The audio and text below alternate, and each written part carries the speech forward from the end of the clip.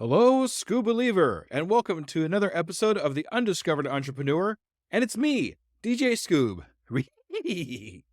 coming at you on whatever device you happen to be listening on. Well, today we have a fantastic episode for you. But before I do anything else, I want to make sure I announce our Scoob Believer of the Week. Now, if you want to be the Scoob Believer of the Week, interact with me on any of my social platforms, whether it be TikTok, Facebook, Twitter, any of those. You interact with me and you have a chance to be the Scoob Believer of the Week. So today's Scoob Believer of the Week is Justin Wright. Now, Justin Wright actually went into my TikTok and liked every single one of my videos. The interesting thing about Justin, he actually does not have a business or his own entrepreneurship adventure, but that's okay. Sometimes people just like to listen to podcasts and like specific things that they hear. Thank you, Justin, for being a Scoob Believer and being the Scoob Believer of the Week. Congratulations. All right. Our guest for this week is Jude. Now, Jude has been called the fitness pastor. I did a little bit of a story behind that one. I can't wait for you to hear about that.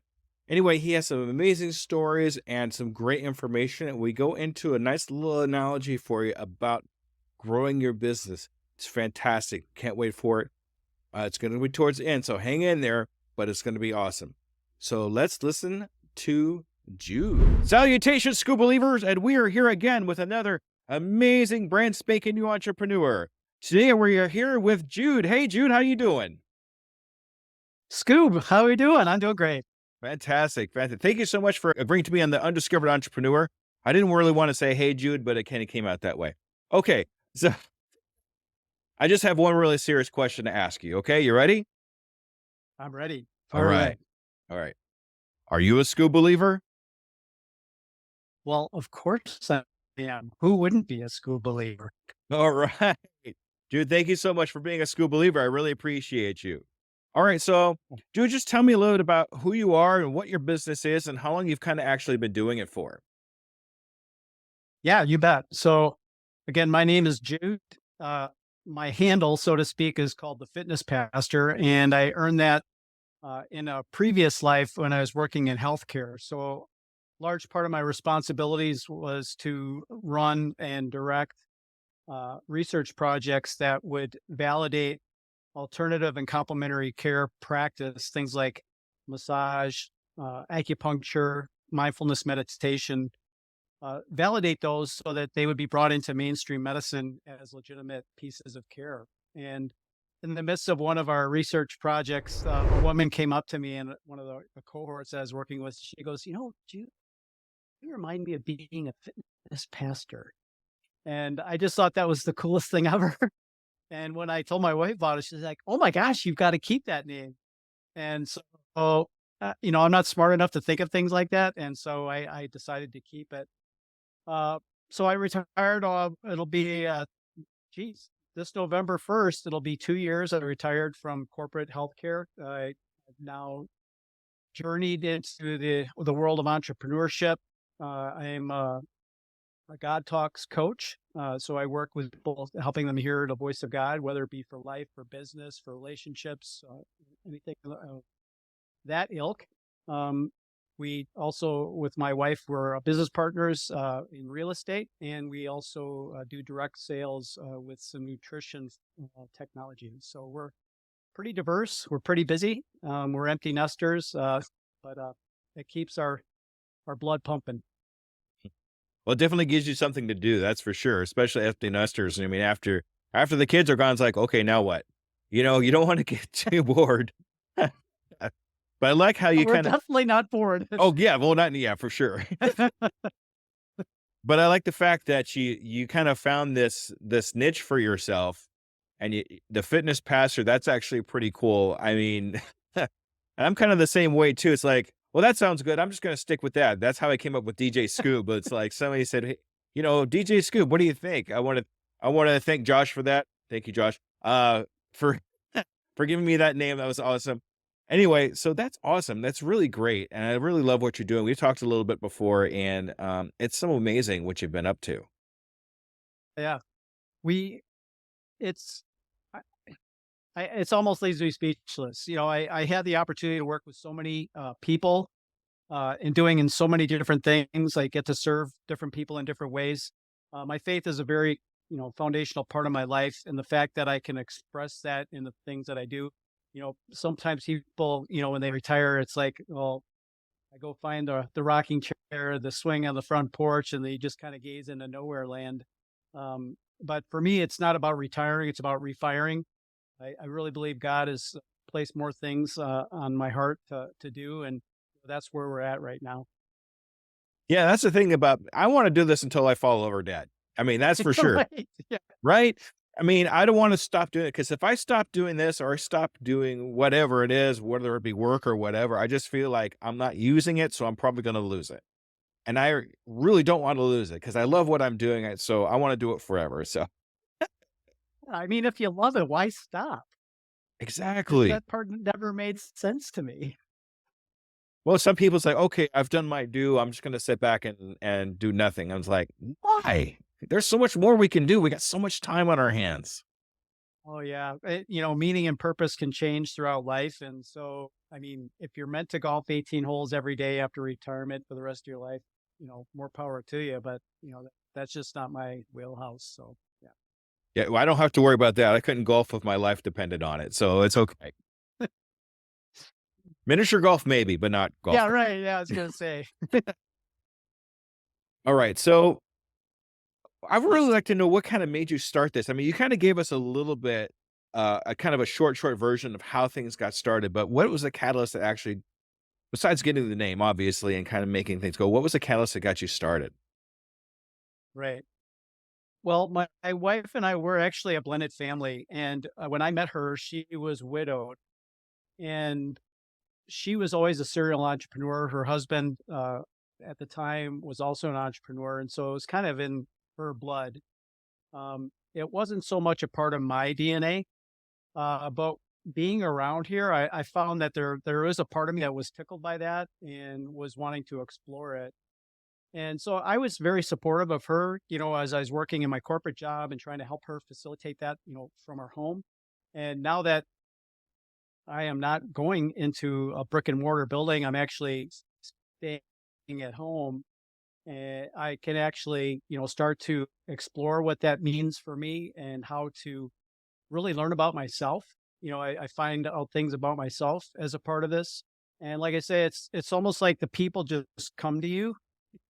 You're like literally attracting people. You're not trying to, knock on the door and, I don't want to say scam or spam, but you're not cold calling or anything. It just when it's a part of you that's a part of your DNA or your makeup, it just is a natural part of conversation. And if you don't customer, you develop, and it's a great way to live. It's not all easy, but I just love that part of it. The part that I get to meet people. My wife and I always talk about vitamin C, which is connection or community, and we get to do a lot of that. And I just love that part of it. I love that vitamin C thing. That's pretty awesome because that's really what it's all about too, connection and community. That's right. Yeah, we are meant to be. No matter how much we develop ourselves, there's no point in holding that lamp under a bushel, and so we need to bring that to the world, to the people around us, and that's what our mission is about. Awesome. I've noticed the same thing too, when I do my podcast where I seem to attract a lot more positivity to me than I did ever before. People like yourself or anybody else that's been on my podcast, a lot of those people that came up to me organically saying, "Hey, I want to be on your show," or they just happen to be friends of mine that I came across said, "Hey, I can have you on my podcast. What do you think?" And it just seems like the more and more I do this, the more and more awesome people that I get to meet. And it's nice to have the support of your other half. I mean, that's a really big thing. A lot of spouses don't understand what we go through as entrepreneurs or what goes through our head. Sometimes it's even frustrating, right? But at the same Yeah, time, if they understand or if they've experienced entrepreneurship, they kind of understand what's going on. It's really it's really awesome to have that kind of support. yeah. Uh, Unity in the household is huge. Even if your partner isn't an entrepreneur at all, just having giving you the green light is huge. Because like you said, it can be a weird, wide, wacky ride, and sometimes you just never know when these things are going to explode.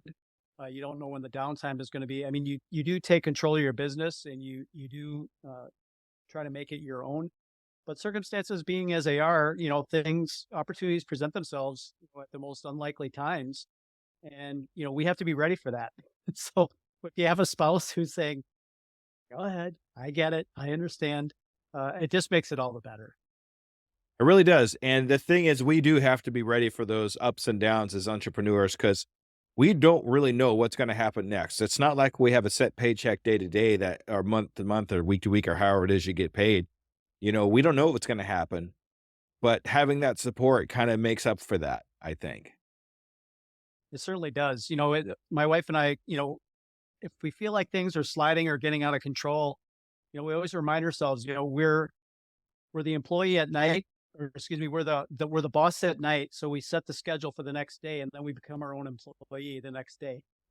We actually execute that schedule. So just having that mindset of, discipline's kind of an overused word, I think, but just having the wherewithal to set a schedule and be, having the integrity of following through on that schedule and, being in control of your business, even if you're an employee, there's going to be things that come up that maybe distract you from doing whatever your quote tasks are. Those things are inevitable, but still, I think with an entrepreneur, you do have to have the wherewithal to understand, what is most important thing right now and to actually do that.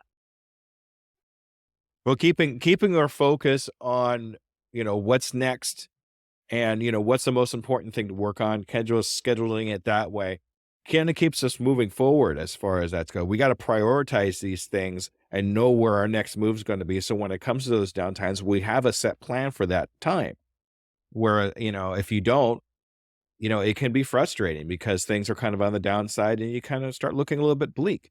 But as long as you have that plan set, at least you know what to look for next. Yeah.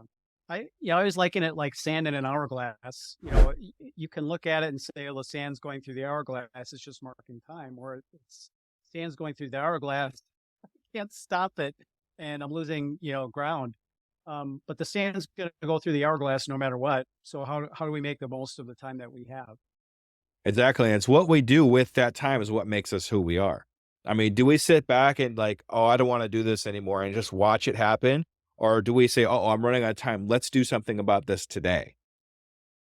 That's right. Yeah. All right. Gotta take control of your business. Exactly. All right. So what I'd like to know at this point is every entrepreneur, new or old or long or short, always comes through some pitfalls and problems that they've had in their experience. So I know you haven't been doing this for really too long, but do you have any pitfalls or problems that you've kind of encountered up to this point? Um, I would say kind of what we were just discussing before is, if you don't have a schedule that, the schedule's going to steamroll you, because things that are important all of a sudden become an emergency.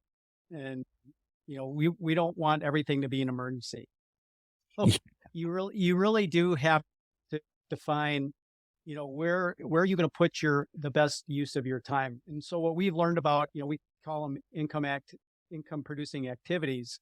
It may not be that you're going to get the check that day, but the activities that I'm doing right now further down on the calendar are going to pay back to us in some way, shape, or form. So it is an investment. It's not just time wasted or time spent, but it's an investment that's going to pay off in the future. So I think for me, having that mindset so that I stay disciplined in doing those daily activities helps remember it's just like a dollar investment. I'm going to get a return on that if I put in the work for it right now. So again, taking control of your business and making sure that the activities that you're doing, if not going to pay you that day, by the end of the day, is an investment that's going to pay you down the line. Exactly. It gives a whole new meaning to time is money. You know what I mean? When I first heard that, Right. I was like, okay, time is money. It's spend time money. But time is the one precious thing we have as entrepreneurs that that we can either spend or not spend and have a return on or not a return on. It's made a whole different process of my thinking when I think about time as money now. Right. And the way I think of it too is like, if I'm a farmer, I can plant one seed or I can plant 10 seeds. But it's not about the seeds, it's about the plants that come from those seeds, which create seeds for more plants. So again, it's really how am I thinking about what it is that I'm doing so that I'm not just doing a transactional thing here right now, but it's what am I taking this time to do that's going to pay off in the future times 10, times 100, or times 1,000, right? And so I think as entrepreneurs, you get so caught up because you can be kind of isolated sometimes. You can feel, like you're really by yourself, you're on your own, and um, you just get so caught up in the to-do list. So you feel like it's a great day if I just got through half of my to-do list. And, you know, we can think kind of just flip that into, I'm a farmer, I'm planting seeds, but it's not about the seed, it's about the plant that's going to create more fruit, that's going to bear more fruit, that's going to create even more seeds. Um, really changes how you look at what it is that you're doing and how you maybe pay attention to what it is that you're doing at any given time. Exactly, exactly. It's just what we do at that time, right? Just like we said before. I'm definitely going to clip that seed part out. Boy, I like that. That's a great analogy. I love that. All right. So we all, as entrepreneurs, have somebody that we look up to, have somebody that influences what we do. Do you have somebody like that in your life? I mean, I'd say your wife, but we're not, we already talked about her. So, but I mean, do you have anybody that you look up to as like maybe a coach or something like that? Yeah, I mean, there's a lot of people that I look for different parts of my life, whether it be a character trait or the way they handle themselves, or anything along those lines. From a business perspective, right now, a guy that means the world to me is his name is Ed Rush. He's a former Marine fighter pilot. He's a successful businessman. He lives in California, and he's developed this God Talks program that I'm, intensely and totally involved with right now. And I just really appreciate his ability and his wisdom from a perspective of business, but not just business, but faith-based business. And it really spoke to me because, being in the corporate world that I was in, people knew my faith was important, but still there was a little bit of a gag order on how you could express yourself, and now that I'm kind of free of that restriction, I can speak, more authentically, Mhm. I Yeah, guess you could say, without fear or reservation of, how people respond. And again, it just helps me to be able to attract people rather than trying to somehow artificially uh, market or artificially sell to somebody. Makes sense. no, it makes perfect sense. I mean, authenticity itself is very important in entrepreneurship. People are going to want to know who you are, and they're going to want to know the real you, because if you go in there and then portray yourself as something else, they could literally smell that a lot of times. I mean, I know it sounds kind of weird, but a lot of people, especially nowadays, when all they have to do is hit a few buttons on a keyboard and realize exactly who you are. That's right. We're totally out there, especially if you're putting yourself out there on social media. um, to be one persona on social media and then behaves totally differently. Even if it was be in this interview situation, that you're right. I think people smell that in a heartbeat, and they could be 100 miles away and they smell it. And so, um, I'm not putting on airs with people. I'm not, faking anything. I try to be as transparent as I can. I allow people to ask, whatever that they want so that they get to know me, because I agree with you, Jesse. I just think, if they don't even remotely like you, or do you think they're even going to want to do business with you? If you're lying to them, they're probably not going to like you for very long. Be Yeah, truthful up front, right? exactly, exactly. It makes things a lot easier in the end. to be Yes. truthful with people and be transparent, like you say. So good stuff, Jude. I appreciate that. Yeah. Yeah. All right.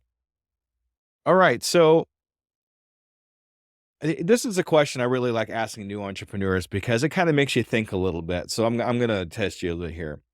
When will you know you've made it? When will you've made it to that point where you say, this is exactly where I wanted to be and this is exactly what I wanted to have? What's that look like to you, Jude? That's an awesome question. Probably one of the best questions I've ever been asked. Oh, for you. Well done. So I would say uh, when I was given the name, quote unquote, given the name fitness pastor, that was kind of the start of it for me because I really felt like it was integrating who I felt I was with what it was I was actually doing with people. And at that time, I wasn't, like I said, being in the corporate world, you couldn't really express yourself, as fully as maybe you thought you should or could or whatever. But I would say now, now that I'm out of that life, people still, when they hear fitness pastor, it's a cute name and everything, and they like it. And I tell the story, and they like the story.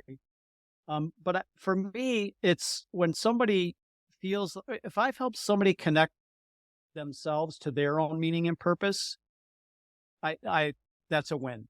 And if I had a small part to play in that, wow. Then I really feel like God used me in a way that suits my meaning and purpose. So it's just a win-win. And to be paid on top of that is kind of like icing on the cake. But just connecting people with meaning and purpose, which means I'm fulfilling my meaning and purpose, that's the it for me. Fantastic. That's actually great to hear because, a lot of people that get asked that question, it turned kind of to physical things, cars, houses, or whatever. But I mean, yours and mine are actually very similar. As long as I'm helping somebody else, that really does my heart good. When I get that feeling that I know that I've helped them connect to something that made it better for them, I know in my heart they're going to go out and do the same thing for somebody else, and so on and so on and so on. And that's how we're going to change the world in our own way. So when I feel that, that's when I know I've made it. It's like that seed thing, you planted a seed and that person's going to be starting to plant seeds too. So yeah, I love that. That's great. And we can always give a few of those seeds away too. Yeah, you can eat the fruit that those seeds come from. You can plant the seeds that come from that so you can harvest it. So there's a lot of things that can be done. You can store the seeds and wait for later. So there's a whole bunch of things that can be done with it as a farm. Awesome. This whole entrepreneur thing turned into growing stuff, so I like it. I think I hear a Yeah, theme happening here. So, there you go. It's awesome. all right, great. All right. So, if you happen to meet someone that wants to do the same entrepreneur adventure as you, just like say you happen to run into them and they say, "Hey, I want to do something similar to you." What advice would you give them? What steps would you have them take to get started? So there's another good question. I'm actually asked that, I don't want to say a lot, but with a little bit of regularity. So what I would ask them is what what is their goal? Kind of like what you just asked me. What is it going to take for you to be satisfied or fulfilled from a vocational perspective? And do you think what you do it would align with who you are in a way that would make you want to make that a business model for yourself, or at least part of a business model? You know, I, I think some people, they get caught by the hot, white, shiny thing, and they start chasing the white, hot, shiny thing, not knowing what it is that they're chasing. It's just a white, hot, shiny thing.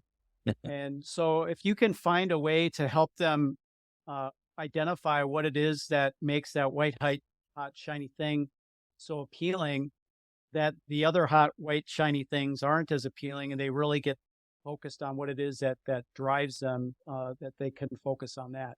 That doesn't always happen in a single conversation, and it does take some reflection, I think, for people, because our attention spans are so short. That's It's for a sure. microwave. It's a microwave society.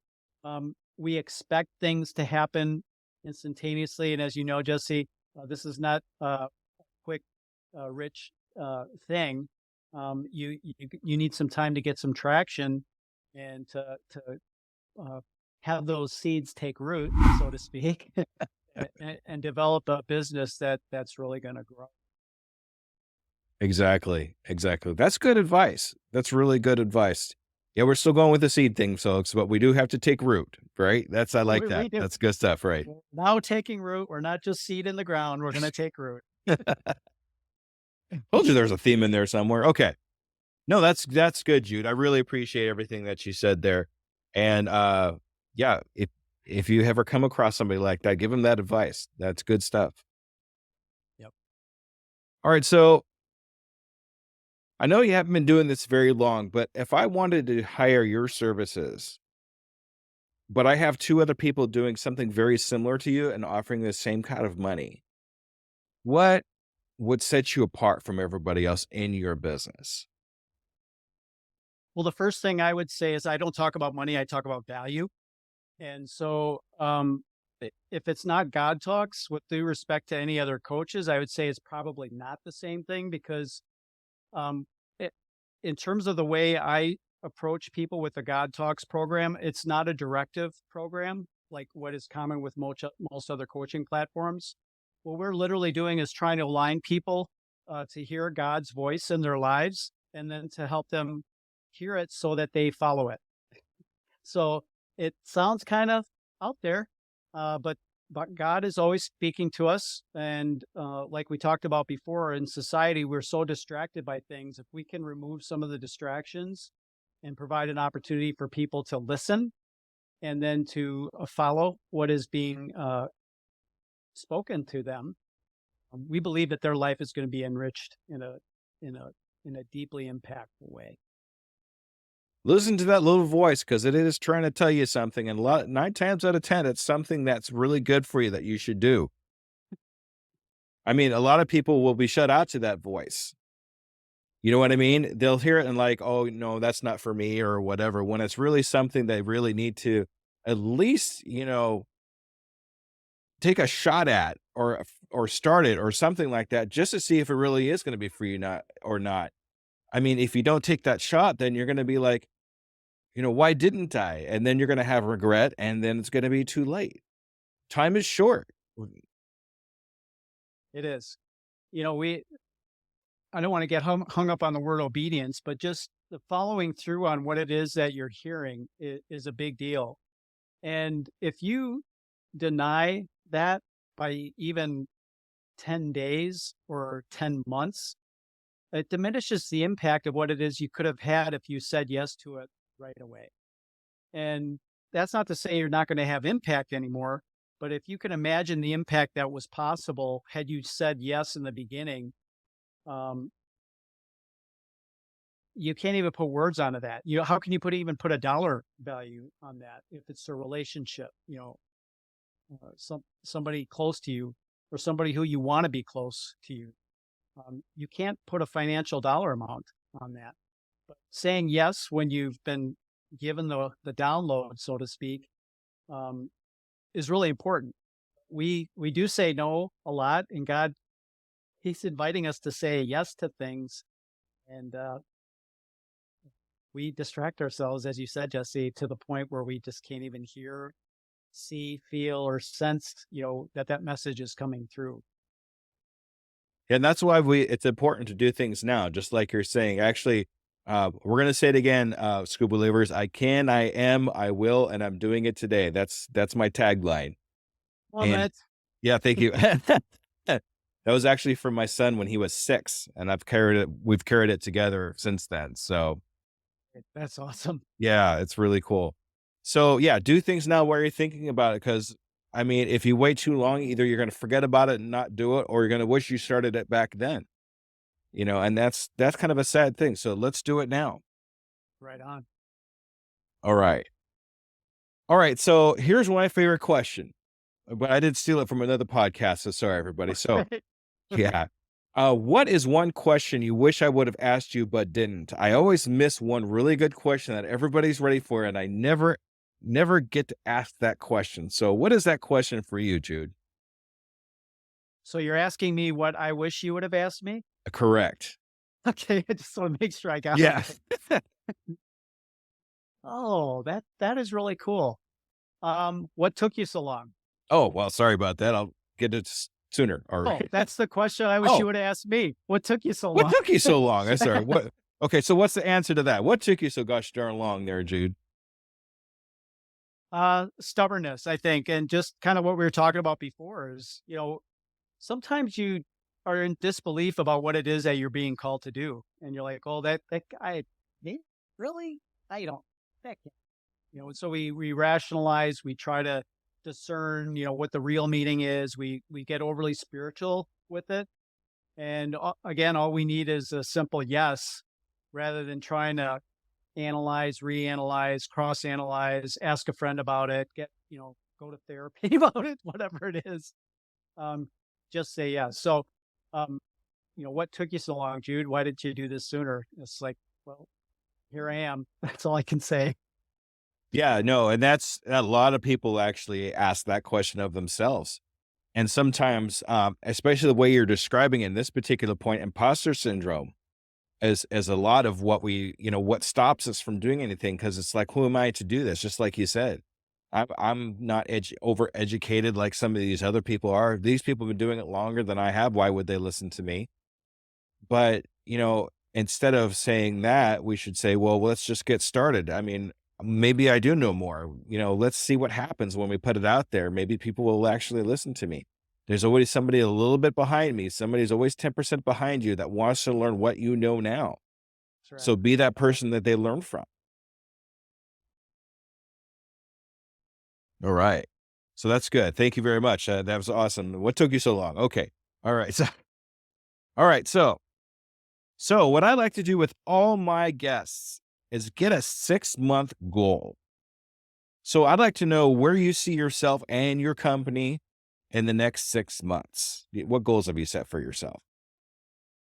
So the goals I have for myself are to have 10 qualified or quality clients that I'm working with. Each one of my clients, we have a 6-month relationship that we develop with them. And so I'd like to uh, have 10 people, I've at 2 right now. So I am very interested in cultivating that and just seeing how that works for me right now. Um, like I said, we have some real estate that we're doing. We're actually sweat equity on some of it. I want to get the sweat equity part of it done, Right. which will free up my time for some other things. As enjoyable as that is, that's not my wheelhouse or my skill set. So it's a slog for me, but I put my time in the way I'm supposed to with our partners, stick to my agreements with that. Um, and then we have some financial targets with our nutritional technology that we're trying to hit too. And I believe that, we're actually pretty close to that, Mhm. uh, especially now through the holidays is a time where we can really gain some traction in finishing that off as well. Awesome. All right. So 10 clients. We'll go ahead and count the 2 that you got already towards that 10. Okay. Here we go. All right. Yes. Thank you, sir. All right. So, and then the real estate thing, I really like to see you quit sweating that Yeah. equity. Yeah. Let's get that done. So what I'd like to do with you, Jude, is in the next 6 months, I want to have another follow-up conversation with you, just like we're having today in 6 months. And we're going to hold you accountable for those 10 clients and that real estate. Okay. Is that all right with you? Yeah, absolutely. All right. Thank you so much. All right, Jude, this is your time to shine. I'd like you to talk about your company and what you do and how we get a hold of you. Okay. Ready, set, go. Okay, so again, I'm Jude Sullivan, the fitness pastor and a God Talks coach. If you want to reach me, you can email me at 44heyjude at gmail.com, or you can text me at 608-575-5702 and mention God Talks. Uh, Again, we have a 6-month coaching platform, which provides you with every other week sessions with me where we introduce you to ways to communicate with God, whether it relates to life, business, relationships, or whatever it is that's on your heart. in developing a coaching relationship with us, I'll also throw in 2 free tickets to either a live or a virtual God Talk event, which is valued at $500. So if you're interested in any of that, uh, the, the phone call, the text, or the email is not any sort of a guarantee that will, follow through, but at least we can have a conversation to see if this is something that would be. Awesome. And let's get some kind of way to put the event that you're talking about in my show notes. That way somebody could just click on it and we can get them all signed up for that and see if we can get them that free coaching. Okay. Yeah. So the coaching, once they have the coaching service dialed in, then we'll send them information about the event. Perfect. All right. Jude, it's been an absolute pleasure talking to you on the Undiscovered Entrepreneur today. I love the analogies that we put together. I'm going to be clipping all those out for shorts just so people can enjoy those right up front. Okay. Awesome. Thank you, All right. Jesse. Appreciate your time, man. My pleasure. My pleasure. All right, Scuba Believers, stay tuned for the wrap up. All right, everybody. Have a good evening. Bye-bye, everybody.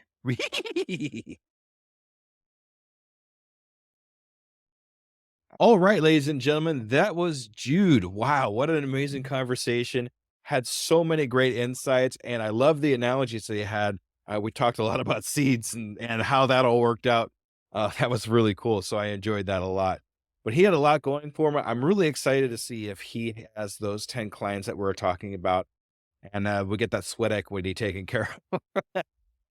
Jude, thank you so much for being on the Undiscovered Entrepreneur. I see some great things happening. We're going to follow up with you in those 6 months and see how things turned out. All right. So a little more about me, what's going on.